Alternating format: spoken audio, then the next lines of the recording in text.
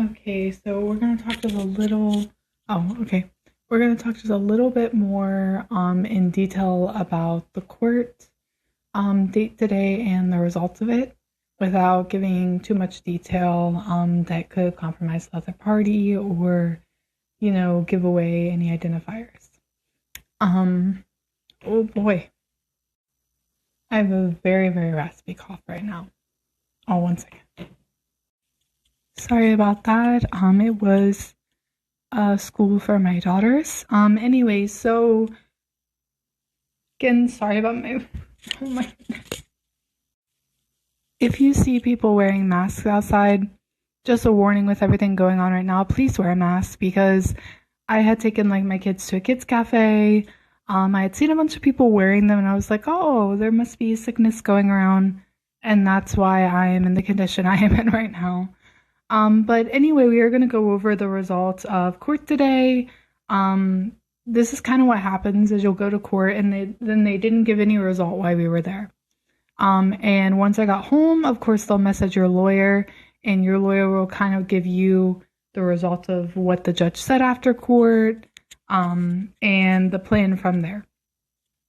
So first of all, I just want to say for once to have a judge, especially a male judge, I wouldn't say they were unbiased or unfair at all. It's just to have a male judge actually validate and seem to actually care about a lot of the things that I had gone through, such as the sudden relocation and getting kicked out of the apartment, having to figure all of that out on my own with obviously worrying about what would happen with my two daughters, as well as my son being taken. Having a judge sit there and look at you and say, I feel for you, I'm sorry that this happened, and kind of validate that, actually, it actually just felt very humanizing for once with everything that I've been through with the justice system here, or police officers just being like, don't cry, we don't want to see it, or don't submit that paper, we don't want to deal with it.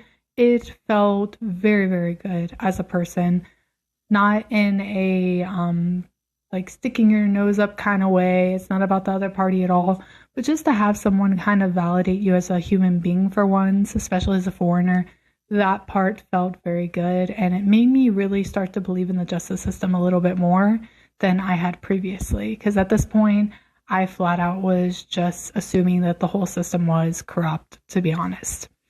Another thing is that we had brought up how the other party is still going through child abuse investigation, and that it's gone to further investigation. And we brought that up, especially today in court, to which the judge replied that let him know whatever result comes out as soon as possible, and that will definitely and can potentially change the outcome of temporary custody once that result comes out, especially if it were to come out guilty. So I'm glad that, they're recognizing that and they're willing to make a change with the temporary custody order if that does come out guilty. Right now, that's more of a waiting game. We have absolutely no control of how long that case will take. One moment. I'm so sorry. I'm just trying so hard not to cough right now. Anyway, let's see here. No. So it sees the judge confirmed the attempt to appeal the preliminary injunction, which is where I decided to appeal the temporary custody order. I wanted to get more judges in on that. So he confirmed that he's mostly waiting on that child investigation to finalize before he'll decide whether or not that actual court date with the appeal is actually needed or not. Let's see. Okay. So basically, he acknowledged that that's still under investigation. So if the decision of child abuse is made, there will be changes regarding designation of temporary guardianship, which anybody would hope that the court would recognize that. If not, that's absolutely crazy. The judge had asked for the return of my daughter's property. It has been confirmed that it is no longer returnable as it has been either thrown away or given away. So basically my lawyer just said that the judge asked why, why had, the other party disposed of the children's stuff. The judge basically kind of criticized that action and stated that it would be referenced in the final divorce case. Let's see here. I don't think there's really anything else. And then the trial date has been estimated, meaning that I'm sure that the judge has a trial date in mind for the next trial. But first, the living environment investigation will go on first. So once the investigation for living environment is completed, a new trial date will be set, and that is all. So that was the outcome of today's trial. Like I said, it was between a 5 and a 10-minute court case.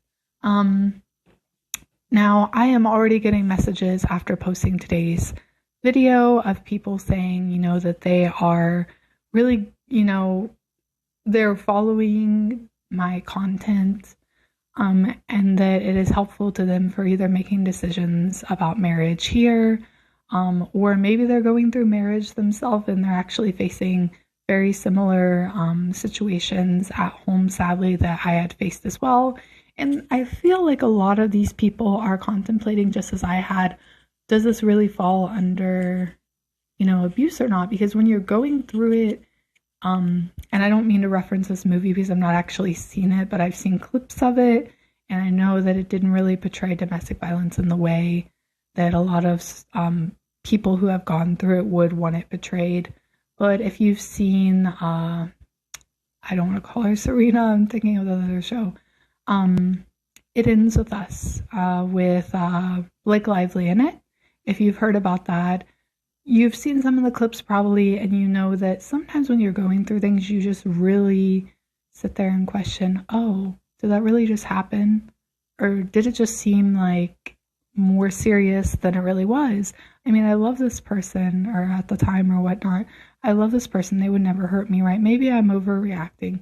Oh, maybe that didn't really happen the way I remember it happened, and you start questioning yourself. So I do get messages from a lot of moms, especially dads too, though, that are, having these issues along with raising children or being pregnant, and they just don't really know what to do, and they keep questioning whether they are the selfish one in the situation to want to get out of that situation. So, yes, first and foremost, my posts are about getting my son back, but a lot of it is actually also just because I've started to realize that sometimes hearing other people's stories help other people be brave. And if you've seen the case going on in France where the woman sadly was sexually assaulted by her husband, multiple men, the thing that she did was so brave to go and, put her face out there in the public. And what she's really doing with that is stating, why do I have to be the one when I was the one that these horrible things happened to me, to be shameful to share my story when it can be helpful to so many people to either avoid these issues, to know that these things happen often, or to have a sense of voice and feel like they can speak out to. I think the more I started to make these videos, I started to realize why am I, getting all these messages online stating, well, didn't you know? Like, couldn't you have known he was that kind of person? Why didn't you do this? Why didn't you do that? And the more I heard that, I think I just realized I wanted to keep making them, because unless more people start speaking out about the wrongdoings that are happening to them, the more people doing them, that are going to get away with and think that they're absolutely valid in doing those things.